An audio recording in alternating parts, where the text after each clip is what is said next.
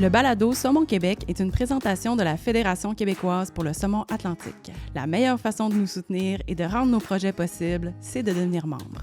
Cet épisode est présenté par Road Loft. Bonne écoute! Bonjour tout le monde, bienvenue au balado de Saumon Québec. Bonjour Myriam. Salut Lynn. Je suis contente aujourd'hui, on aborde un sujet qui est vraiment d'actualité, je pense. Puis il y a beaucoup de questions que vous recevez, je pense, à la FQSA par rapport à ça. Tout l'enjeu d'acquisition des données pour bien comprendre ce qui se passe avec le saumon dans une situation particulière où on sait qu'il y a de moins en moins de saumon qui remontent les rivières. On ne sait pas trop à quoi c'est dû. Est-ce qu'on comprend bien ce qui se passe dans les rivières? Peut-être qu'on peut mieux comprendre. Il semble avoir une grosse partie aussi de l'information qui est un peu plus floue du côté de ce qui se passe en mer. Qu'est-ce que ça a comme enjeu? On sait que le golfe du Saint-Laurent est plus instable que jamais avec les changements climatiques, avec tout ce qui se passe dans l'écosystème. Beaucoup de changements, peu de données par rapport à ça. Puis, ça crée un besoin de données qui est important. Donc, pour parler de tout ça aujourd'hui, de cette espèce de boîte de Pandore ou d'espèce de boîte noire de manque d'informations qu'on a, on a deux experts qu'on est super content de recevoir. D'abord, Julien April, qui est chef de division aux espèces migratrices pour le ministère de l'Environnement et lutte contre le changement climatique, le ministère qui a un acronyme que j'ai toujours du mal à prononcer. Mais bon, bonjour Julien. Bonjour. Merci d'être là. Et Valérie Ouellette, vice-présidente recherche et environnement à la Fédération du saumon atlantique. Bonjour Valérie. Bonjour, merci de l'invitation.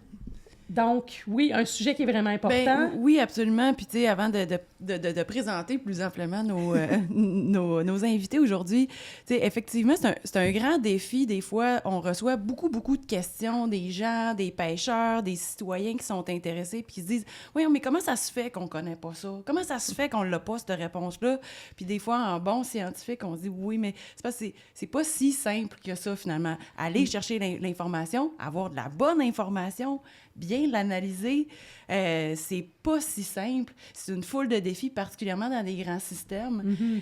Puis je pense que c'est, comme tu le disais tantôt, c'est tellement d'actualité, puis je pense que c'est vraiment d'actualité de justement avoir ces discussions-là pour que les gens comprennent aussi que même en allant dans le bon sens, des fois, ça prend du temps, puis ça prend quand même des fois des ressources à déployer qui sont très importantes pour aller chercher ces données-là. Exact, oui. Puis avant de tomber dans toutes ces questions-là, parce que je sais que vous en recevez beaucoup, puis ça va être vraiment... on va vraiment essayer d'aller répondre à ces questions-là pour les auditeurs, mais j'aimerais d'abord savoir, Julien, le saumon, pour toi, est-ce que c'est quelque chose que tu avais prévu faire dans la vie ou tu es comme un peu tombé dedans par hasard? De ton parcours, ce serait quoi par rapport au poste que tu as présentement au ministère? Je dirais que depuis que je suis tout petit, c'est sûr que c'est la zoologie qui m'intéresse. OK. Très rapidement, au tout début de l'université, j'avais un fort intérêt pour la faune aquatique, les poissons. J'adore la pêche. J'avoue que j'avais un petit penchant aussi pour les insectes, mais quand même rapidement, à la maîtrise, je travaillais déjà sur les poissons. Très intéressé par tout ce qui était biodiversité, évolution. Fait que mes études graduées, ça a quand même surtout été sur les poissons en général, l'évolution, la biodiversité, les outils génétiques. Puis c'est quand je suis rentré au ministère, il y a déjà un bon 13-14 ans, que je suis tombé dans le dossier saumon. Puis c'est sûr que c'est un dossier que je connaissais, parce que j'avais plein d'amis qui faisaient en même temps que moi, supposons, leur doctorat sur le saumon. Puis, je te dirais que plus qu'on en connaît sur le saumon, plus qu'on se rend compte que c'est une espèce qui est fascinante, qui est mystérieuse. Une partie de moi avant se disait que c'était spécial qu'il y ait autant d'études sur une seule espèce, puis qu'à un moment donné, on aurait dû finir par comprendre. Et finalement, maintenant que je suis dans le dossier, je me rends compte à quel point chaque population est différente, à quel point son cycle de vie complexe rend les choses intéressantes, mais pas facile à comprendre toujours. Oui, donc il y a encore plein de questions à répondre, là. Puis Valérie, toi, de ton côté, est-ce que tu es tombée là-dedans par hasard ou... Un peu je le voulais, puis un peu par hasard aussi. En fait, j'ai grandi sur une ferme, j'ai grandi sur les rivières en Gaspésie en pêchant.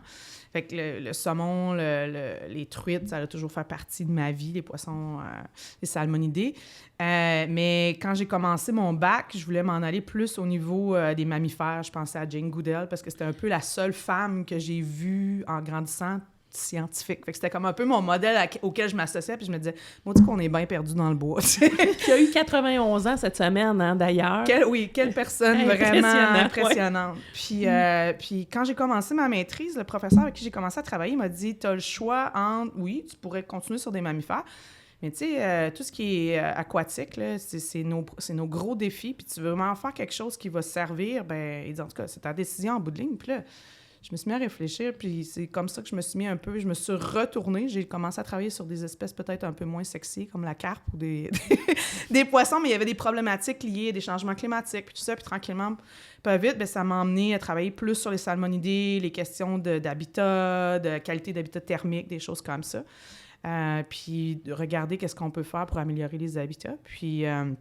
en réalisant la même chose, tu sais que oui, c'est des trucs complexes. Les espèces migratrices, c'est parmi les plus complexes à étudier parce qu'ils ne sont pas dans un seul écosystème.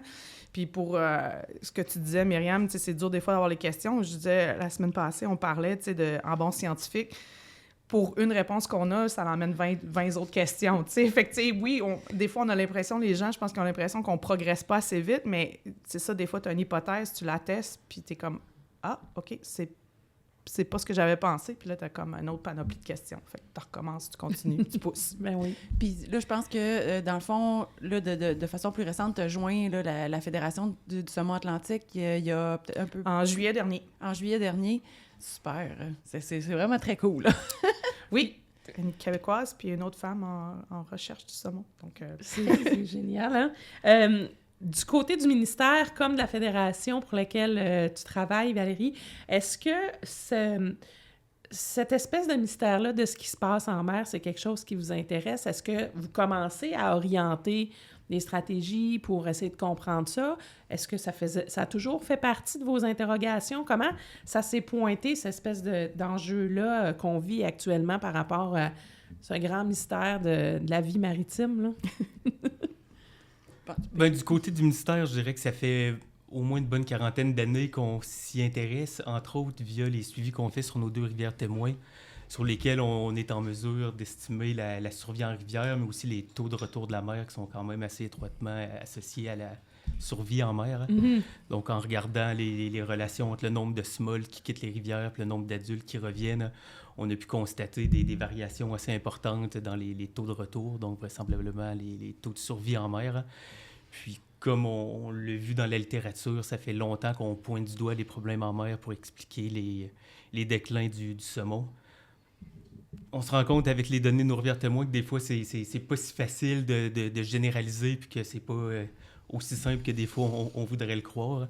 Comme par exemple, sur la rivière Saint-Jean, on connaissait jusqu'à tout récemment une hausse des taux de survie en mer, en tout cas des taux de retour de la mer, alors que sur la rivière de la Trinité, qui est située sur la côte nord, on voyait l'inverse. Fait que je dirais que ça supporte l'idée qu'il y a des problèmes en mer. Par contre, qu'on ne peut pas nécessairement tout généraliser. Tout mettre dans le même panier, là, ouais. Puis au niveau de la Fédération du saumon atlantique, est-ce que c'est la même chose? Oui, c'est définitivement quelque chose qui est sur notre radar depuis longtemps. On a des données, on essaie de comprendre les patrons de migration, les routes sont exactement point A, point B. Là. Je veux dire, dès qu'ils sortent puis qu'ils arrivent en mer, ben c'est vaste, on le sait tous, c'est pas une surprise, mais est-ce qu'ils vont toujours vers la même route? Fait qu'il y a eu plusieurs efforts au niveau avec des tags acoustiques, comprendre le timing, mais aussi avec des tags satellites, essayer de voir c'est quoi les routes de migration, puis là, comment on peut utiliser cette information-là avec des modèles de variables environnementales pour essayer de comprendre les mécanismes là, qui affectent les saumons en mer. Donc, on a enfin des données, puis encore là, on parle de situations complexes, bien, tu sais, souvent, 1 année de données, 2 années, 3 années, c'est même pas assez. Ben fait non. qu'il faut avoir des données pendant plusieurs années. Puis là, c'est sûr que les gens n'aiment pas tout le temps ça quand on dit « j'ai besoin de plus de données », mais c'est souvent une réalité. Puis en mer, c'est encore plus critique parce que là, on tombe dans un milieu qui est complètement... beaucoup d'inconnus, beaucoup de choses à mettre en place. Parce que là, vous parliez de migration. À l'heure actuelle, une des façons de quantifier l'impact de la mer, c'est de calculer le taux de retour, puis de calculer avec ça la mortalité qui s'est passée en mer. Mais en mer comme tel, est-ce qu'on a des outils pour aller comprendre ce qui se passe? Tu parlais de taguer des saumons pour comprendre où ils vont, la migration, tout ça. Donc, on essaie de comprendre la migration. Qu'est-ce qu'il y a d'autre qu'on fait comme suivi à l'extérieur des rivières pour comprendre cette partie-là, outre le fait de compter combien ils en reviennent, là? On a beaucoup, il y a beaucoup de... je le fais pas personnellement, ni personne dans mon équipe, mais on travaille, c'est ça la beauté de la communauté autour du saumon, c'est qu'il y a beaucoup de gens, soit à cause du saumon ou d'autres espèces, mais qui sont préoccupés par la situation. Puis il y a quand même beaucoup de gens qui essaient de mettre en place des modèles, on a des modèles de changement climatique en mer, donc déjà là, essayer de comprendre comment les océans changent, juste c'est déjà une super bonne couche d'informations. Ben oui. La productivité, regarder les différentes espèces, essayer de voir... Puis je pense que là où on a besoin de mettre un peu plus d'effort, c'est de commencer à regarder... On sait quelles espèces le saumon dépend ou quelles espèces qui peuvent être des prédateurs, mais ces mécanismes-là ne sont pas encore tous mis en détail parce que quand l'océan change, bien, ce qu'on comprend, c'est que les interactions entre les espèces changent. Puis c'est là qu'il y a beaucoup de... Mais en termes de ramasser des données pour créer des modèles de productivité, de changement climatique, voir comment les températures de surface changent, de voir des changements dans certains stocks de poissons. On a beaucoup d'informations. Quand on commence à regarder, je ne sais pas, Julien, qu'est-ce que tu en penses, mais moi, je trouve qu'on a beaucoup plus d'informations qu'on pense qu'on en avait quand tu commences à fouiller un peu dans la littérature. Tu dis, hey, cette personne-là travaille là-dessus, le contact, essaye de mettre... Je suis d'accord, mais ça, souvent, on dirait que l'information est un peu éparpillée parce qu'il y a des gens, supposons, qui travaillent sur une espèce de poisson en haute mer qui s'adonne à être une des proies favorites du saumon, mais là, après ça, faut faire les liens, il y a toutes les données de conditions physico-chimiques en mer. Fait que c'est en faisant des liens avec les experts de différents domaines qu'on est en mesure de bien avancer dans notre science. Je dirais quand même qu'un peu surprenamment, il y a beaucoup d'informations, je trouve, qu'on gagne sur, disons, l'écologie marine du saumon puis sur ce qui se passe en mer, mais à partir de choses qu'on fait en rivière, parce qu'en plus, supposons, de faire le suivi de rivières témoins puis d'évaluer des taux de retour, hein, il y a comme toute l'information qu'on peut avoir sur les écailles ou sur les otolithes qui nous renseignent beaucoup sur ce qu'a vécu le poisson en mer. Ben donc ça, c'est quand même une autre composante intéressante pour étudier la mer. C'est sûr que c'est bon d'aller en mer, mais il ne faut pas sous-estimer toutes les infos qu'on peut avoir des fois avec des ressources peut-être moins importantes, mais à portée de main. Puis, tu sais, je trouve ça super intéressant. Je pensais aussi, avec cette discussion-là autour des écailles, il y a quand même eu il y a eu beaucoup d'écailles de récolter au fil du temps. On est capable de lire comme les cernes d'un arbre, finalement, la vie du saumon, être capable de voir aussi quel a été son parcours en rivière, en mer, son retour et tout ça. C'est intéressant, par exemple, de voir, par exemple, dans le Nord, que c'est la lecture d'écailles qui a permis de découvrir certains patrons de migration alternatifs ou tout ça. Fait que, probablement qu'il y a beaucoup à découvrir, mais je présume aussi qu'il y a beaucoup de... Il y a quand même des défis à lire une grande quantité d'écailles comme ça. Ça doit demander comme des spécialistes. Y a-tu des spécialistes de ça? Effectivement qu'il y a des spécialistes. Des fois, des enjeux quand on fait des analyses à grande échelle, c'est d'être sûr que c'est des lectures d'écailles qui sont faites de façon standardisée, disons, d'une équipe à l'autre, d'un pays à l'autre, d'une région à l'autre. Mais c'est des choses qui se gèrent de façon plutôt régulière. Il y a des espèces de comités qui sont faits pour s'assurer qu'il y a de la standardisation. Puis plus récemment encore, il y a des méthodes automatisées qui ont été développées. Donc là, il n'y a même plus vraiment d'intervention humaine. C'est tout fait de façon archi-standardisée, archi-rapide. Donc ça ouvre la voie à des projets d'une ampleur encore plus grande. Mais pour le commun des mortels, là, comment ça fonctionne, lire de l'information à partir des écailles? Moi, j'ai jamais vu ça. Je viens du domaine des mammifères marins, fait qu'on fait pas ça du tout. Mais techniquement, là, c'est qui récolte ces écailles-là, puis qu'est-ce qu'on fait avec? Faut-tu les faire sécher? Ça va dans quel genre de machine? C'est quoi la banque d'informations qu'on a dans une écaille de poisson? C'est assez fascinant quand même, là. Exactement, c'est très fascinant. Puis, Bien, il y a beaucoup de gens qui en collectent des écailles parce que la plupart des gens, quand ils vont manipuler les poissons, tu sais, quand on regarde les saumonaux qui sortent, la plupart des gens, ça fait partie de beaucoup de protocoles standards de ramasser une écaille mais on se rend compte qu'il y a beaucoup de ces données-là qui n'ont pas été analysées parce que soit il n'y a pas le temps ou la ressource. C'est plus facile à ramasser que le reste du travail. Exact. Parce que c'est quand même comme Julien disait, il y a des méthodes automatisées, mais ça reste que sans la méthode automatisée, c'est un peu un travail de moine là, de regarder cette écaille-là sous un microscope. Puis là, d'analyser, comme tu disais, un peu comme les cernes d'un arbre, tu sais, c'est quoi ça veut dire, ça, cette croissance-là? Est-ce que c'est associé avec... Puis là, tu sais, retracer un peu à partir de la vie du saumon, tu sais, c'est un peu un travail d'enquête. Tu retraces à partir de l'enquête de l'écaille le début de sa vie, puis comment il a grandi, quand il est parti, puis tout ça. Fait que, tu sais... il y a des spécialistes, on en connaît plusieurs, mais c'est quand même, jusqu'à tout récemment, c'était un travail, en tout cas, c'était pas nécessairement ce que j'aimerais faire à la journée longue. J'ai besoin que ça bouge un peu plus, fait que ça prend des gens vraiment... Ben, tu sais, c'est pas... mais ça prend des gens dédiés, là. Super concentrés. Exact, là, c'est vraiment... On parle de... C'est un travail de moine, je pense que ça représente bien. Là. Moi, je suis d'accord. Je pense que le travail de moine, ça représente bien le travail. Puis, tu sais, toi aussi, tu avais raison, Myriam. Ça peut vraiment se comparer à regarder les cernes dans un tronc d'arbre, là, dépendamment de l'écart entre les différentes lignes qu'on voit sur l'écaille ou l'otolithe. On a une idée de la croissance qu'il y a eu, puis en fonction de la croissance, on peut avoir une idée de dans quel milieu il se trouvait à ce moment-là.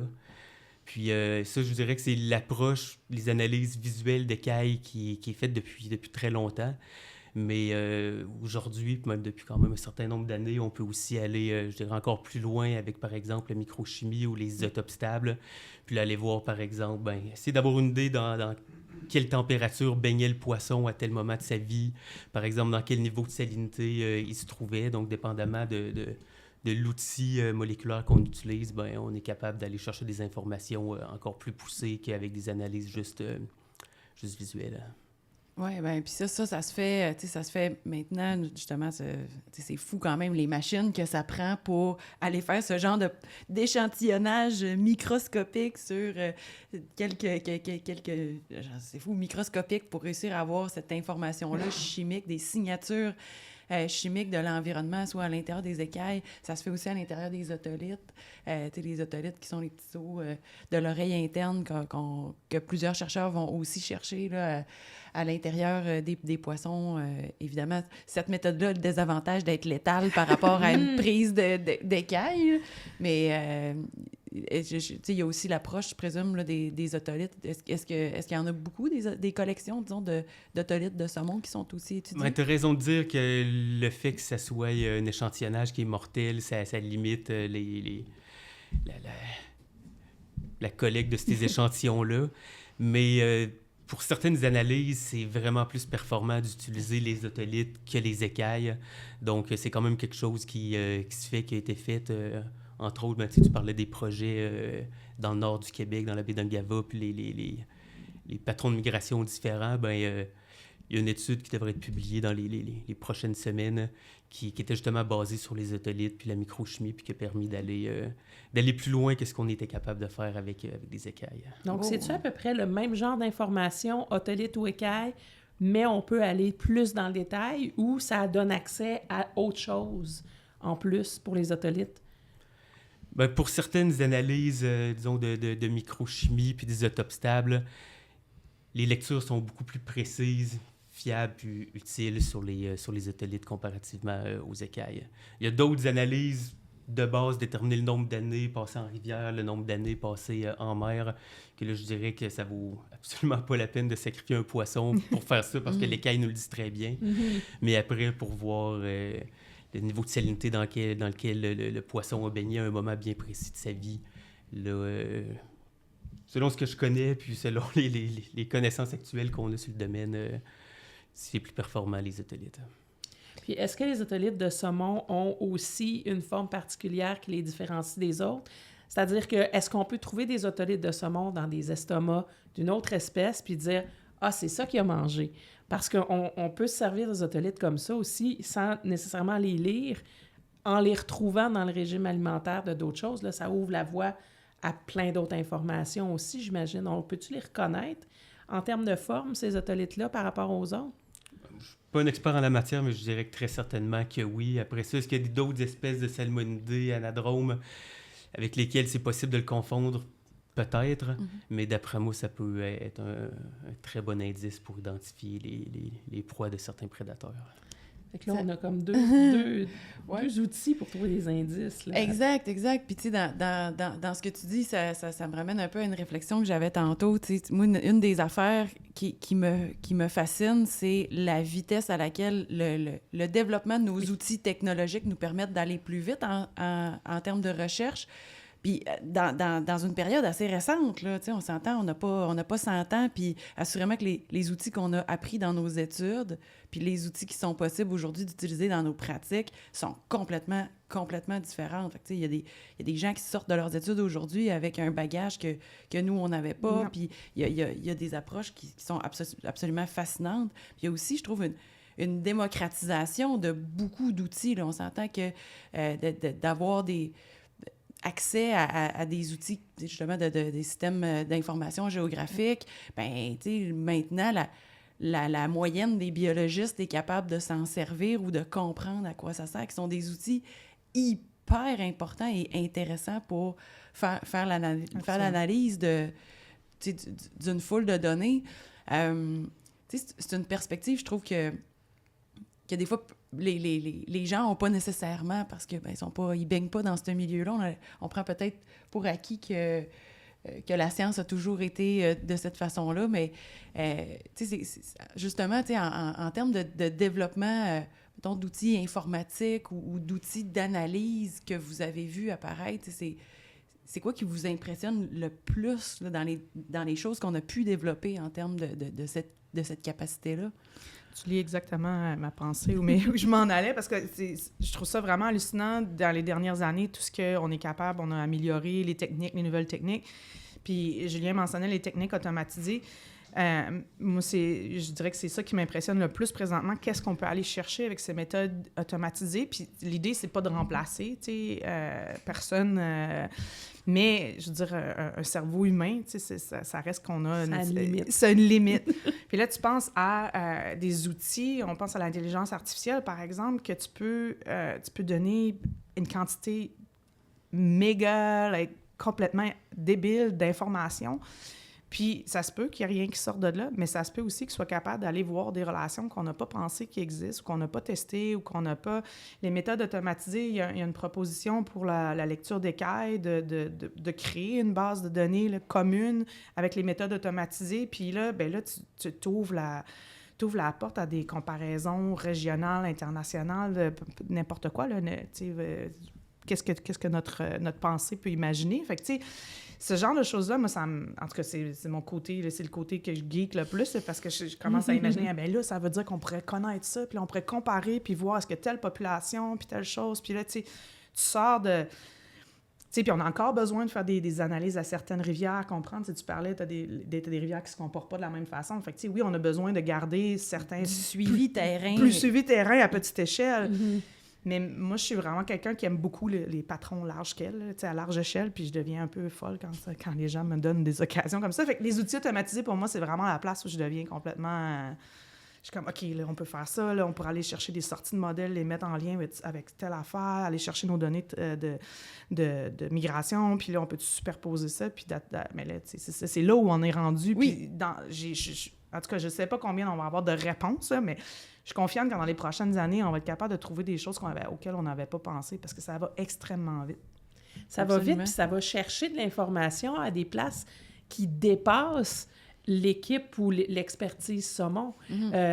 Ça se peut que ça soit un autre groupe de chercheurs qui travaillait sur la température du Golfe, qui vous apporte la donnée, que là, quand tu mets ça en geek avec ta banque de données, ces écailles, là, tu es capable de faire des corrélations entre des affaires, mais c'est rendu où les experts d'une certaine espèce dépendent des autres aussi, puis on peut mettre plein d'infos ensemble, puis là, ça crée pas un monstre, mais ça crée vraiment un monstre d'opportunités pour comprendre encore plus large. Puis tu sais, on a développé moi, une affaire qui me fascine vraiment de même, tu sais, c'est le développement de notre capacité à générer de l'information à grande échelle par des satellites ou ce genre de choses-là avec des données qui sont assez accessibles, qu'on est capable de traiter là, de différentes façons. C'est impressionnant, tabarnouche. Mais effectivement, ça n'enlève pas le besoin de faire du suivi de terrain à différentes échelles, mais ça nous donne accès à un bassin qui est fou. Toi, qu'est-ce que tu trouves de plus fou? Ben, moi, avec mon background en génétique, c'est sûr que je trouve que la génétique a beaucoup évolué. Puis pour faire un peu un lien avec ce que tu disais juste avant, supposons les suivis d'ADN environnemental faits avec une approche qu'on appelle des fois de méta-barcoding, ou finalement qui permet d'analyser là, toute la communauté d'espèces présentes. Ben ça permet d'avoir une quantité d'informations assez impressionnante. Puis ça peut être quelqu'un qui travaille sur une espèce de calmar en haute mer qui va découvrir une concentration extrêmement élevée de saumon, puis qui va nous en informer, puis qui va nous permettre de comprendre des patrons super pertinents pour la recherche sur le saumon.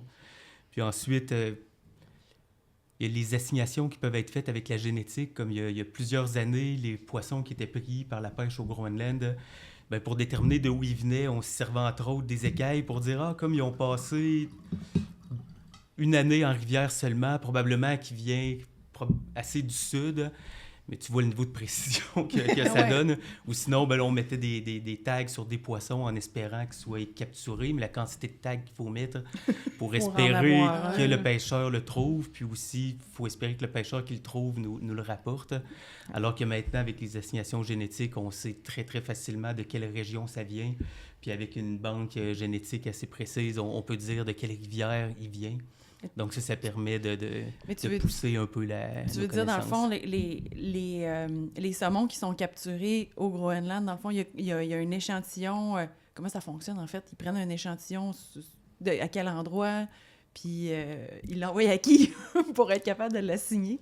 Bien, une bonne partie de ça est faite dans le cadre des travaux de l'Ocsan ou de NASCO en anglais, là, l'Organisation pour la conservation du saumon de l'Atlantique Nord, qui organise un programme d'échantillonnage international en collaboration avec les différents pays, puis évidemment avec le Groenland. Et puis, il y a des gens qui se déplacent sur place pour aller voir les pêcheurs ou aller, par exemple, aux endroits où ils débarquent leurs poissons, puis ils prennent des différentes mesures, entre autres des échantillons d'écailles, des échantillons de génétique, juste des petits morceaux de chair. Et puis, dans les dernières années, depuis un certain nombre d'années, c'est fait par une équipe canadienne, de l'équipe de Ian Bradbury, qui travaille pour Pêche Océan Canada dans la région de Terre-Neuve-Labrador, si je ne me trompe pas.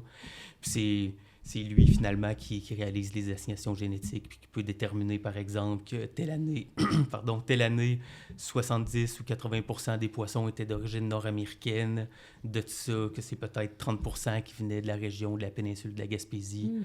Puis donc, de savoir un peu plus c'est quoi l'impact de cette pêche-là. Fait que, tu sais, à l'échelle internationale, ça veut dire qu'au fil de toutes ces années-là d'études génétiques, on connaît la signature génétique de toutes les rivières un peu partout. C'est vraiment impressionnant.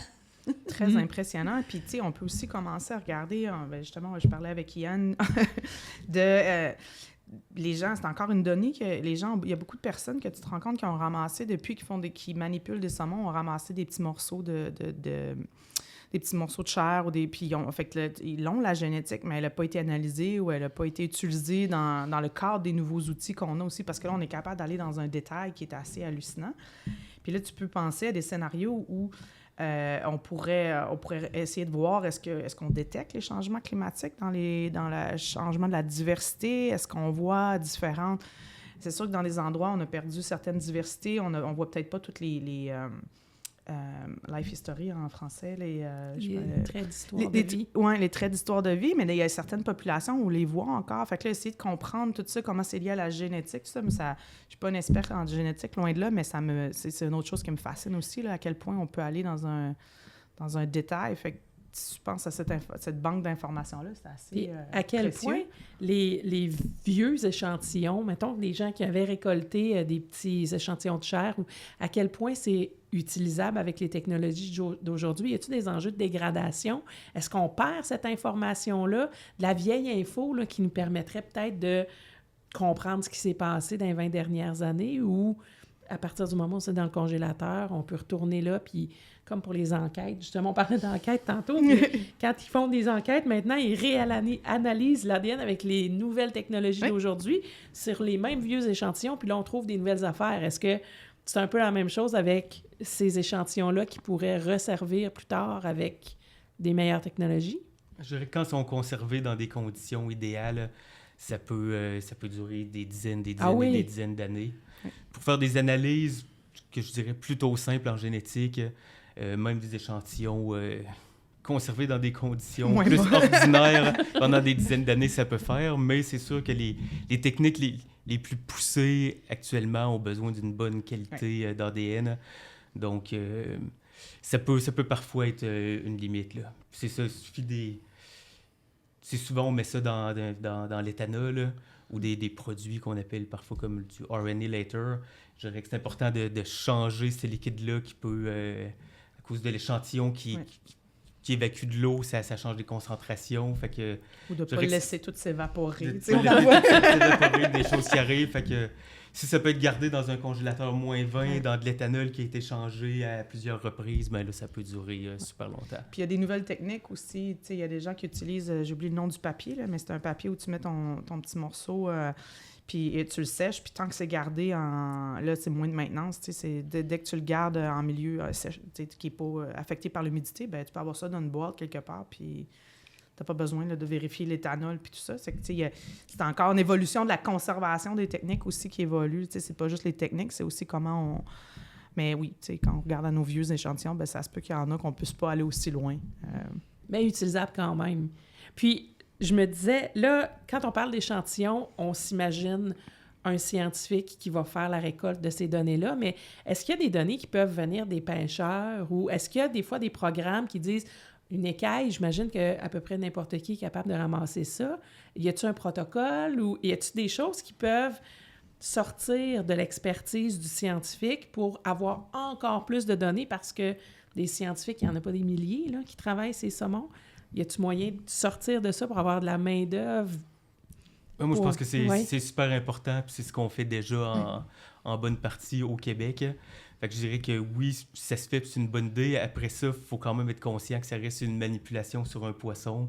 Et idéalement, ça prend quand même une certaine formation. Si le poisson il est mort, il a été pêché, puis on est à l'enregistrement, c'est facile. Mais de là à inviter n'importe qui dans n'importe quelle condition à prendre son canif puis gratter le côté du poisson avant de le remettre à l'eau. On veut pas lancer, on veut pas non, donc c'est une bonne option qu'on fait déjà puis qui peut sûrement être faite encore plus, mais en prenant Mais comment ça se passe précautions. Techniquement avec les pêcheurs quand ils participent à un programme comme ça? C'est-tu les gens qui surveillent la pêche? Je veux dire, mettons, dans les projets qu'on collabore, là, je veux dire, c'est évidemment la FQSA est souvent impliquée aussi dans un bout de mobiliser les pêcheurs. Fait que, on va souvent leur demander déjà de déclarer des observations, de déclarer leur remise à l'eau, déclarer leur capture, malgré le fait que c'est obligatoire. Déjà, juste le fait de déclarer de la bonne façon des observations ou signifier aux gestionnaires ou au ministère des éléments, c'est déjà une donnée qui est extrêmement intéressante. Puis après ça, il y a des types de données qui sont plus facilement comme accessibles puis moins risquées. En fait, on pense à des données de température. Ben, tu sais, un pêcheur ou un citoyen ou quelqu'un peut installer un thermographe ou encore aller prendre des données de température, puis ça met pas à risque un saumon ou un poisson, par exemple. Mais évidemment que pour ce qui est de récolter des écailles, parce qu'on on en a déjà parlé, en fait, comment est-ce qu'on pouvait faire, puis l'importance d'avoir un encadrement qui est strict. Tu sais, c'est vrai que quelqu'un qui est habitué de manipuler un saumon est capable de le faire, mais s'assurer que à chaque fois, il y a vraiment les meilleures pratiques qui sont faites pour la manipulation. C'est vraiment important d'avoir ce standard-là. Puis, ben, tu sais, évidemment, c'est pour ça que c'est pas possible non plus de, comme tu disais, là, juste faire un protocole gratis at large qui est accessible à tout le monde. Tu sais, pour certains types d'échantillonnage, la standardisation au niveau de la procédure est super importante. Puis des fois, c'est aussi le défi de la donnée standardisée aussi. Puis ça, c'est vraiment un défi qui est important, là. C'est-à-dire que une fois qu'on reçoit de l'information en grande quantité, si elle est prise de façon tellement à géométrie variable, ben, finalement, on se ramasse avec juste plein de données qu'on n'est pas capable de mettre ensemble puis analyser dans un bloc. Fait que c'est vrai que c'est des défis qui sont importants, justement, pour pouvoir utiliser ces beaux outils-là puis ces belles approches-là de faire des analyses à grande échelle ou avec une grande temporalité. On parlait tout à l'heure... oui, tu avais peut-être quelque chose à dire par rapport à ça. Je disais que tu avais 100% raison. Bon, c'est important. Mais ce qu'on fait parfois aussi, c'est d'envoyer nos techniciens sur place faire affaire avec un sous-groupe de personnes, parfois des guides qui sont déjà habitués de manipuler des poissons. Puis là, nos techniciens passent du temps avec eux autres pour leur expliquer exactement où prendre l'échantillon. Puis c'est ça, on ne veut pas demander à plein de gens de ramasser des données puis des échantillons qui peuvent avoir un petit impact. Si après ça, on est loin d'être sûr de pouvoir les utiliser. Puis je reviens avec ce que tu disais, Myriam. Donc, c'est quelque chose qui est important puis qui est peut-être de plus en plus important dans le contexte où là, il y a de moins en moins de poissons qui sont conservés. Donc, avant, c'était facile d'avoir des données de poids, de longueur, puis des écailles, puis des otolithes Sur un poisson qui est mort, mais maintenant qu'on fait de plus en plus de remises à l'eau, c'est encore plus important d'avoir des bonnes collaborations avec des gens du milieu. Et sur les poissons morts, justement, est-ce que vous pouvez comme décider de garder la tête puis dire, ben vous n'avez pas besoin de la tête de votre saumon, nous, on va la garder pour les otolithes? Ça se fait-tu? Tout à fait. Je connais rien là-dessus. Puis ça se fait pour plein d'autres espèces. Ben, c'est sûr que c'est un défi compte tenu que la pêche au saumon, ben, c'est de la pêche avec remise à l'eau. Fait que c'est difficile de le remettre à l'eau, pas de tête, mais ça se fait évidemment. La moins bonne. Puis en fait, mais de ça aussi, de plus en plus, nous autres, on a différents projets, puis vous autres aussi, en fait... avec des Premières Nations sur lesquelles on collabore pour faire des échantillonnages sur des pêches traditionnelles ou alimentaires et tout ça. Ouais. Puis il demeure un potentiel qui est super intéressant, qu'on est capable de tout arrimer ça. Mais effectivement, c'est quelque chose qui se fait, là. Mais c'est pas toujours évident de faire le transport après ça. Récupérer les bouts qu'on a besoin, c'est toujours... c'est ça, mais tu sais, puis je pense souvent à même des échantillonnages en ce qui a trait à d'autres espèces. On a souvent parlé de voir l'impact de la prédation de certains prédateurs, par exemple, là, où on se dit, OK, on a juste à analyser des contenus stomacaux, mais encore une fois, analyser des contenus stomacaux, c'est pas si évident, c'est difficile d'être standardisé, c'est difficile à conserver, à transporter. Qu'ils ne soient pas contaminés. Pour pouvoir, qu'ils ne soient pas contaminés. Puis, des fois, tu as des petits prédateurs, des fois, tu as des gros prédateurs aussi, ça peut représenter d'autres types de défis. En fait, même avec ça, j'aurais envie d'avec vous explorer cette facette-là. Je le sais, c'est difficile de faire un bon protocole, puis des fois, ça semble aride, mais en tant que bon scientifique, il faut faire des protocoles de recherche qui soient standardisés, mais qu'on est capable d'aller chercher un certain nombre de données pour que ça soit statistiquement fiable ou que ça soit possible. C'est quoi les... comment ça fonctionne, monter des protocoles expérimentaux? Vous en avez fait toutes les deux. C'est quoi les défis un peu que vous voyez? Puis quelles sont les affaires à prendre en considération que des fois, les gens ne voient pas nécessairement qui sont importants à prendre en compte en amont? Peut-être je te laisserai en premier, Julien. Bonne question. Pour rester général, je dirais que c'est important d'avoir les bonnes hypothèses, hein? Puis d'avoir vraiment un objectif clair. Des fois, on réalise qu'il y a des gens qui ont des objectifs qui sont irréalistes, qui sont beaucoup trop larges, puis ils se posent en fait 1001 questions. Mais des fois, c'est bon de ramener ça à une ou très peu de questions, avoir des hypothèses claires. Puis comme tu semais la graine, tu le disais déjà un peu, faut s'assurer que après ça, on a un protocole qui nous va permettre de trancher entre les différentes hypothèses, puis idéalement avec des tests statistiques. Donc, il faut regarder le nombre d'échantillons que ça te prend pour être capable de faire le test statistique dont tu as besoin pour trancher entre deux hypothèses. Donc, je pense que des erreurs qu'on a pu voir des fois dans le passé, c'est de se garrocher trop vite disons, sur le terrain, à prendre des données, après ça, mettre beaucoup, beaucoup d'énergie, puis après ça, finir, disons, la partie terrain, regarder les données qu'il y a disponibles.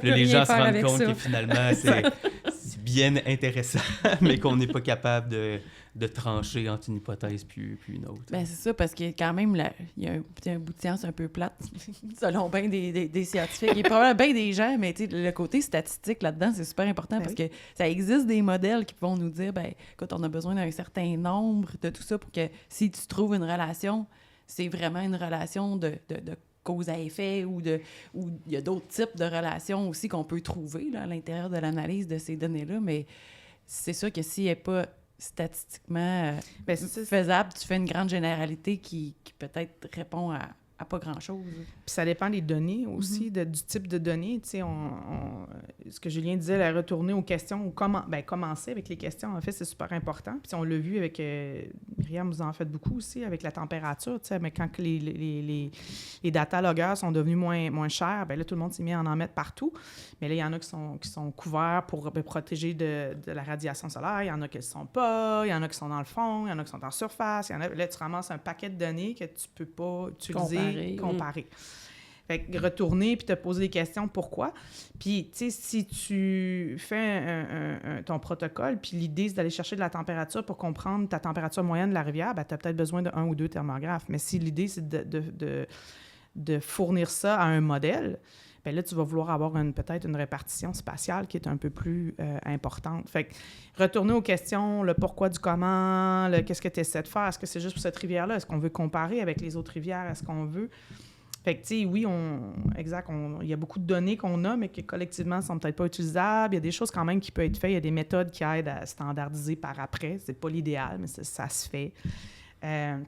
Mais je pense que le gros défi, quand on fait des protocoles, puis là, ben c'est ça, tu sais, tu parles, ce qu'on dit collectivement, c'est qu'il y a beaucoup de réflexion derrière le protocole. Puis là, tu le présentes aux gens, puis là, tu essaies d'expliquer, tu peux pas résumer toute cette réflexion-là, tu veux pas les endormir, là. Fait que là, tu essaies de socialiser le protocole en leur expliquant l'importance, mais sans les endormir de tout ce que tu as pensé, puis qui a pensé, puis qu'on s'est parlé, puis qu'on a essayé de, tu sais, on s'est mis collectivement ensemble en disant, ben on veut faire ci, ça. Puis là, les gens, c'est dur de comprendre l'importance d'un protocole aussi quand tu n'es pas nécessairement dans le monde scientifique. Fait qu'il faut trouver cette balance-là. Mais il y a des beaux exemples qui existent. On parlait des données que vous ramassez avec les pêcheurs. Ça se fait ailleurs aussi.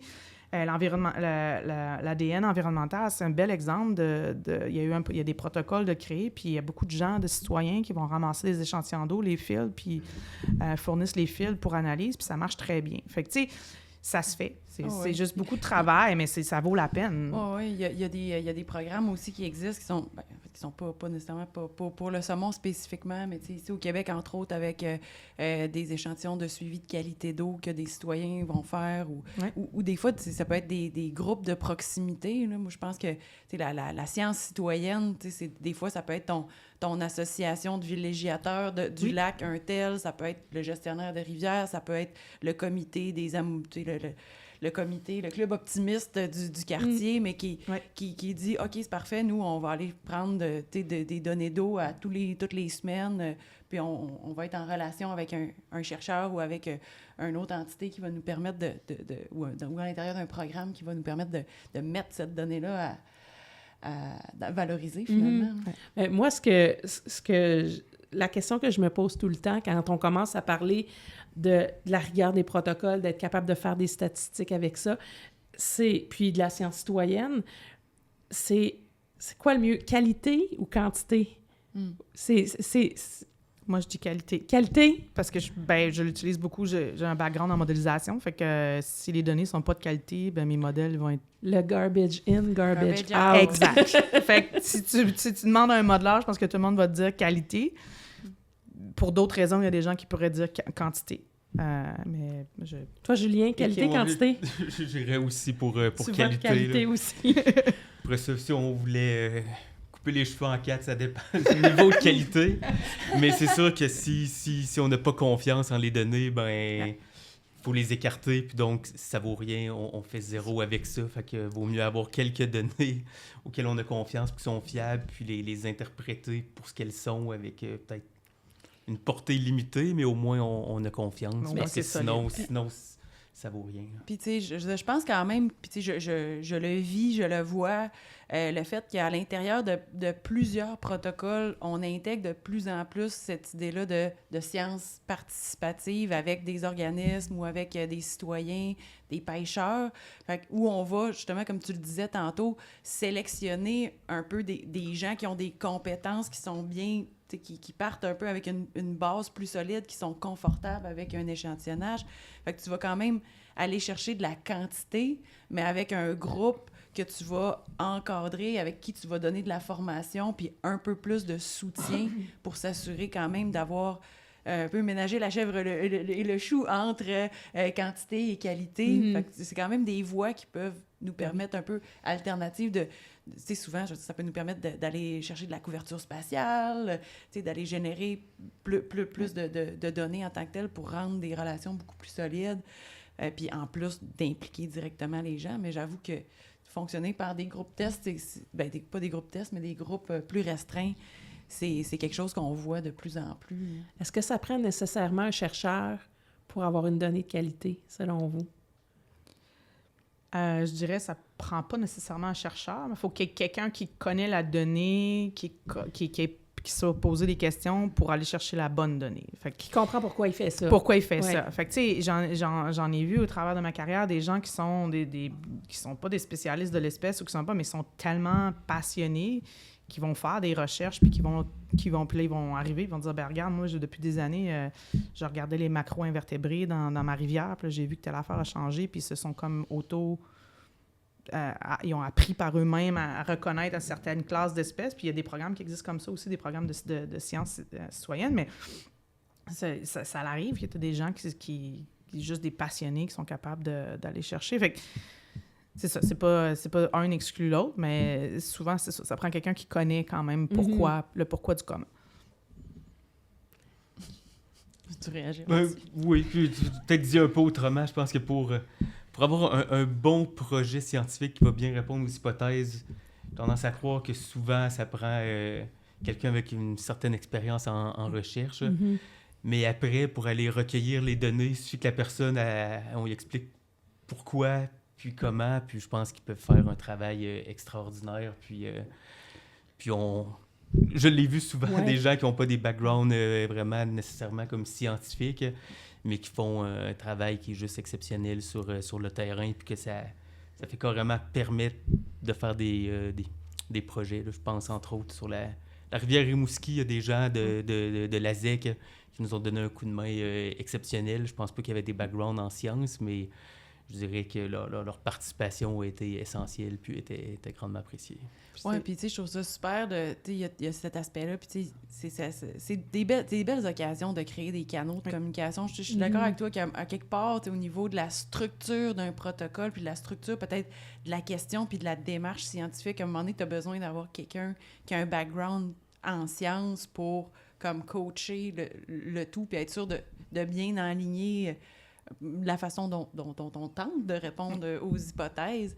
Mais à travers des projets, justement, de sciences participatives, c'est que souvent, tu as aussi un retour de ces gens super terrain-là avec des connaissances, des fois, ça me fascine toujours de voir comme connaît toutes les roches de la rivière puis qui te racontent des affaires, puis là, tel arbre, il est arrivé ça, avec une précision, ma foi, exceptionnelle. Il y a une valeur à cette connaissance-là aussi que dans le dialogue, on est capable de capter, puis tu sais, des fois, mieux même orienter nos questions, tu sais, qui nous aident à nous orienter à travers nos réflexions, même à l'intérieur d'un protocole de science. Oui, puis quelque chose que tu soulèves à travers ça aussi, c'est que pas toutes les données sont quantitatives. Il y a des données qualitatives aussi. Puis dans les dernières années, c'est autre chose aussi. On a développé des méthodes pour utiliser cette information-là, parce que dans le passé, quand c'était pas des chiffres, c'était un peu vu comme c'est pas utilisable, c'est pas important, ça sert à rien. Avec l'éducation aussi sur les connaissances traditionnelles au niveau des Premières Nations, ces choses-là, mais aussi des gens qui connaissent la rivière comme s'ils l'avaient créée, là, tu sais. Fait que ces gens-là ont des connaissances que si on prend le temps d'aller les extraire, ben c'est un autre niveau qu'on peut utiliser, puis quelque chose que je trouve cool depuis que je suis à la FSA, puis c'est quelque chose que tu expériences aussi, j'en doute pas, tu sais. on est connecté à ces gens-là sur le terrain, on est capable d'aller les chercher, on est capable, puis je suis sûre que vous avez tout le temps des curieux qui viennent vous voir sur le terrain aussi, puis poser des questions. Fait que, tu sais, on a aussi, je trouve que c'est une responsabilité aussi de notre travail de scientifique. Tu sais, le mythe du scientifique dans son laboratoire, dans sa boîte noire, là, tu sais, faut le pousser, ce mythe-là. Fait que, tu sais, ça fait partie, je trouve que ça fait partie de nos responsabilités d'être capable d'expliquer ce qu'on fait, pourquoi. Puis si les gens veulent, tu sais, c'est sûr qu'il y a des questions de sécurité, il y a tout ça, il y a tout le temps, tu sais, quelque chose de complexe derrière, là, mais il y a beaucoup de petites tâches qui peuvent être faites. Ça veut pas dire que parce que c'est petit que c'est pas important. Puis l'engagement citoyen, puis les gens, tu sais, je pense que, tu sais, on travaille au Maine aussi, puis je pense, là, il y avait quelqu'un qui avait fait une thèse il y a quelques années, puis qui regardait l'importance du saumon au Maine. Il y a des gens qui savent même plus qu'il y a du saumon au Maine parce qu'ils sont tellement à bas niveau qu'il y a des gens qui savent même plus qu'il y en a. Fait que, tu sais, ils sont déconnectés de leur rivière, sont déconnectés de leur espèce. Fait que t'as pas le même... C'est pas aussi facile d'aller chercher peut-être des gens, tu sais. Fait que la connexion à la rivière, à l'espèce, elle est super importante. Puis c'est comme ça que tu la gardes vivante en impliquant ces gens-là. Fait que je pense qu'il faut pas négliger aussi cet aspect-là, mais c'est quelque chose qui, comme tu dis, ça me fascine, quelqu'un qui vient me raconter toutes les roches de la rivière. Puis je suis comme, mon Dieu, tu connais la rivière mieux que moi. Mais quand tu as l'opportunité de participer à la collecte de données pour quelque chose, on dirait que nécessairement, tu te mets à avoir une sympathie ou une volonté de protéger l'espèce ou de faire attention, ou parce que tu as fait partie du processus de comprendre qu'est-ce qui se passe, puis ça, ça marche. Là. Puis tu sais, j'ai l'impression qu'il y a un autre effet collatéral positif qui se développe, c'est de la confiance. De la confiance de citoyens ou de gens qui sont pas nécessairement formés en sciences en l'approche scientifique, puis tu sais, parce que les chercheurs, ils sont là, puis tu sais, que peu importe que ce soit un chercheur gouvernemental ou non gouvernemental, chacun, tu sais, dans différentes universités, chacun a des expertises, puis des réflexions. C'est comme, il n'y a aucun doute que c'est tous des gens très, très intelligents, là. Fait que, mais je comprends qu'avec des approches passées, avec cette déconnexion-là en silo, puis avoir l'impression, tu sais, du chercheur dans sa tour d'ivoire, il y avait pas cette confiance-là, tu sais, des gens, puis à un moment donné, on le voit un peu partout dans nos institutions. Fait que, tu sais, le fait de créer des ponts comme ça, de collaboration, ça fait grandir la confiance, parce que, oui, on est des diffuseurs de cette information-là, puis il n'y a pas, tu sais, l'hypothèse demeure une hypothèse tant qu'il n'y a pas de réponse, il n'y a pas d'intention ou en fait, de réponse en amont. En fait, on est des chercheurs, on est des curieux. La science, c'est ça qui est beau, en fait. Oui. Puis moi, j'aimerais qu'on aille un peu plus loin dans cette idée de collaboration-là. Là, on a parlé de toutes les données qui sont pensées dans des protocoles dédiés au saumon pour toutes sortes d'informations, que ce soit la température, les écailles, tout ça. Il y a aussi une collaboration ou un partage de données qui commence à se faire avec des gens qui ne travaillent pas pantoute sur le saumon, puis qui vont, par exemple, se retrouver sur un bateau à faire de l'ADN environnemental pour un projet de requin, puis qui retrouvent une signature saumon dans leurs échantillons. Ou encore quelqu'un qui travaille sur des contenus stomacaux pour un projet pour savoir qu'est-ce que telle espèce mange, puis qui se retrouve avec du saumon dans ses données. Elle est où il est où le niveau de collaboration à l'heure actuelle? Puis est-ce que ça change avec les grosses bases de données globales? Est-ce qu'il y a de plus en plus d'infos qu'on va rechercher d'ailleurs, de d'autres collaborateurs qui ne sont pas des experts de saumon? Oui, bien, tu sais, c'est ça que... C'est ça, il y a du partage de données qui se font. Des fois, il y a du partage qui se fait pas parce que les gens savent même pas qu'ils pourraient partager, que quelqu'un est intéressé dans cette information-là. Tu sais, j'ai parlé à des gens, des fois, d'autres collègues qui me disaient « Ah! Ben, j'en ai des données là-dessus. T'as ça! » Je pensais juste pas qu'il y ait quelqu'un qui est intéressé, tu sais, ou que ça avait de l'importance, ou parce que si t'es pas un spécialiste de l'espèce, tu sais pas nécessairement ce qui est important pour l'autre espèce, fait que des choses comme ça. Mais c'est sûr qu'il y a des défis aussi, parce que, tu sais, on est dans un monde, tu parlais de démocratisation des protocoles, de l'accès aux données, on a parlé de... Mais ça reste que des fois, ben, tu sais, il y a de l'argent, il y a des ressources à investir, fait que des fois, le partage de données, c'est plus difficile, certains sont plus protecteurs, puis c'est juste par défaut, tu sais, je veux dire, ça évolue beaucoup, ça, mais il y a encore des défis reliés à ça, mais on voit la création de réseaux Je pense à OTN, Ocean Track Network, où les données sont sur le site web. Là, c'est sûr qu'il y a des gens qui peuvent... l'espèce. Il y a des gens qui peuvent choisir de ne là. pas nécessairement tout partager. Il y a des niveaux de ce que je comprends, là, mais tu sais, ça reste que de plus en plus, on essaie de créer ces grandes bases de données-là qui sont accessibles à tous. Puis mon espoir, c'est que quand on crée ça, ben c'est que d'autres chercheurs qui pensent justement, qui ont des données auxquelles ils n'ont peut-être pas pensé, qui pourraient intéresser Julien ou m'intéresser, ou qui se disent « Ah, ben ouais, attends un peu, là, cette personne-là fait ça. » Puis, fait que, tu sais, je pense on va en voir de plus en plus, mais ça reste un défi parce que des fois, on pense même pas qui fait quoi ou qui a... Juste même la température. Je travaille beaucoup en température de l'eau, puis des fois, je me rends compte qu'il y a des gens qui collectent la température de l'eau depuis 20 ans. Mais je pensais pas qu'ils le faisaient parce qu'ils travaillent sur quelque chose que, dans ma tête, ils n'ont pas besoin de température de l'eau, mais t'es là, ah, ben mettre un logger, ça me dérange pas. J'avais de l'argent, je l'ai mis. Ah, ben, OK, mais je peux savoir les données. Ben oui. C'est vrai, je t'ai nommé deux magnifiques exemples, je dirais, avec Ocean Tracking Network, où on partage les données de télémétrie d'un paquet d'espèces de récepteurs déployés un peu partout. Puis le réseau ReefTemp, dans lequel la FQSC est bien impliquée, le ministère est impliqué aussi, plein de gens sont impliqués. C'est un bel exemple de mettre des données et des ressources en commun. Fait que je dirais qu'en général, les collaborations vont bien, puis les gens, en général, sont peut-être pas conscients du nombre de groupes de travail qu'il y a sur le saumon. Il y a comme le plan conjoint de recherche sur le saumon qui, à l'échelle nord-américaine, s'intéresse énormément au saumon atlantique puis aux causes de mortalité en mer. Il y en a à plus grande échelle, comme le Conseil, ce que je traduirais comme le Conseil international de recherche sur le saumon de l'Océan, qui s'y intéresse aussi à une autre échelle. Fait qu'il y a beaucoup de travail, mais pour parler d'enjeux, ce que j'ai remarqué, mais que tout le monde en remarque aussi, c'est pas moi qui invente ça, mais c'est que souvent, c'est des spécialistes du saumon qui se rencontrent. Hein. Puis les spécialistes du saumon, d'habitude, ils se connaissent, ils ont déjà vu les articles des autres, fait qu'on baigne souvent dans les mêmes petites gangs. Fait que je pense qu'un des défis, c'est d'incorporer des gens qui viennent de plus loin, comme je pense beaucoup à l'océanographie, des spécialistes en océanographie ou dans plein d'autres domaines, qui souvent ne sont pas d'emblée inclus dans ces groupes de travail-là, parce que c'est juste, disons, des biologistes saumon. Fait que ça, je pense que c'est un petit défi sur lequel on peut travailler collectivement. Puis, tu sais, je trouve... c'est sûr que je vais prêcher pour ma paroisse, là. mais c'est plus par rapport à quelque chose que le type d'organisation comme la FQSA, on remarque. C'est, tu sais, justement, le fait que... c'est vraiment un constat, puis je pensais aussi au plan conjoint de recherche sur le saumon atlantique. Tu sais, c'est vraiment... La standardisation des données, la mobilisation des données a été identifiée comme une des grandes priorités entre les chercheurs, tout ça pour faciliter tout le travail qu'il y a à faire.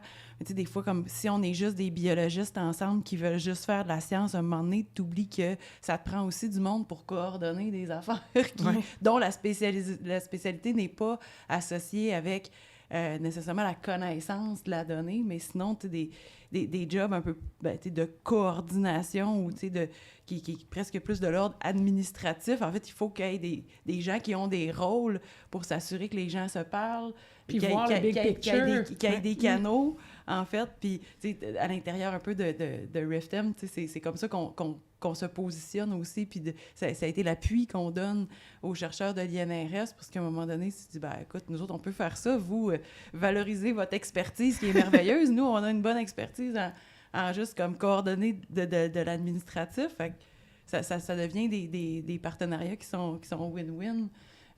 Justement, il ne faut pas non plus oublier ces tâches-là de sensibilisation, d'information, parce qu'à l'intérieur du travail qui se fait, tu le dis, les gens n'ont pas conscience du nombre de comités de travail qui se fait sur le saumon, et c'est beau que là, on puisse en témoigner à quel point c'est impressionnant, en fait, ces gens-là, mais si on ne prend jamais le temps de le dire aux gens, aux citoyens et tout ça, ils vont continuer à ne pas en avoir conscience. Au moins, quand on est capable de dire, d'avoir des gens qui ont des porte-voix et qui disent « Oui, OK, il y a vraiment ça qui se passe, puis ça existe pour vrai. » Des super groupes incroyables de travail qui se font puis qui se penchent vraiment sur ces questions-là puis qui sont malgré le fait qu'on n'est pas tout le temps en relation, qui sont à l'écoute des préoccupations qu'on partage tous sur le saumon atlantique. Puis éviter de faire le travail en double aussi. Tu sais, on est dans une situation où les financements sont limités pour tout le monde. Fait que s'il y a déjà quelqu'un qui en fait de la collecte de données, sa température, puis que ça peut servir à 2 projets, bien, tant mieux, tu sais. Je pense qu'il y a un changement aussi de paradigme dans la façon dont les chercheurs perçoivent leurs données.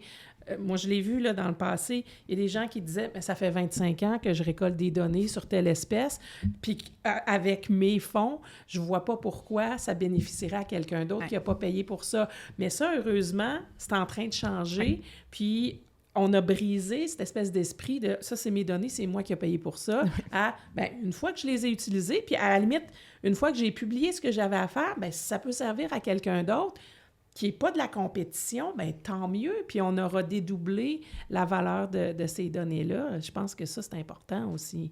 Oui, extrêmement, parce que, tu sais, on parle des différentes structures qu'on a pour le saumon, les différents groupes, les différentes personnes impliquées. Il y a tellement de monde que si on commence si on le fait déjà, mais je pense qu'on pourrait même améliorer un peu pour être sûr que tout ça est mis ensemble, puis on va plus loin, plus vite, parce que, exactement, puis oui, la mentalité change, là. Il y a des gens qui s'assisaient sur leurs données avant, là. C'est moi, c'est à moi. C'est à moi. Fait que on voit ça de moins en moins, on voit beaucoup de gens qui disent, ben non, ben vas-y, utilise-les, mais ça revient au point, Julien, que, tu sais, c'est au-delà du monde du saumon aussi, tu sais. Ben oui. Il y a quelques mois, on s'est ramassé dans la même ville, une amie avec qui j'ai étudié, mais on ne se voit pas nécessairement régulièrement. Puis elle travaille, elle fait de la modélisation du climat. Tu sais. Puis là, j'y parlais, puis je dis « Mais attends, mais là, ton modèle, là, je pourrais l'utiliser, moi, pour... c'est exactement ça que j'aurais besoin pour certains changements, tu sais, certaines modélisations en mer. » Ben, je travaille pas sur le saumon, mais on s'en fout. On s'en fout. Je veux savoir comment la mer, elle change. Le saumon, je vais m'en occuper, moi. Peux-tu me faire cette modélisation-là? Peux-tu me donner cette information-là? Puis après, je vais la faire, l'interprétation biologique, c'est là. Tu sais, fait que quand tu commences à mettre tout ça ensemble, c'est super cool aussi, parce que c'est les forces, t'as pas besoin d'être un expert dans tout, c'est de ramasser les bons experts, de sortir un peu de notre... c'est confortable dans notre monde saumon, mais tu sais, de parler aussi des gens qui travaillent. Puis tu sais, tu parlais avec OTN, tu sais, travailler sur différentes espèces, mais tu sais, quand tu commences à parler aux gens qui travaillent sur le requin blanc, puis comment ça impacte peut-être le phoque, qui pourrait, tu sais, c'est là que tu te rends compte que, wow, il y a des choses auxquelles on n'a pas pensé, là, tu sais, fait qu'il faut sortir un petit peu de tout est interconnecté, oui, là. Ouais. Exact. Si vous aviez une... Mais je pense quand même que, tu sais, au niveau de cette collaboration-là, c'est vrai que ça change, puis mais malgré le fait que ça change, tu sais, faut rester conscient que la collaboration...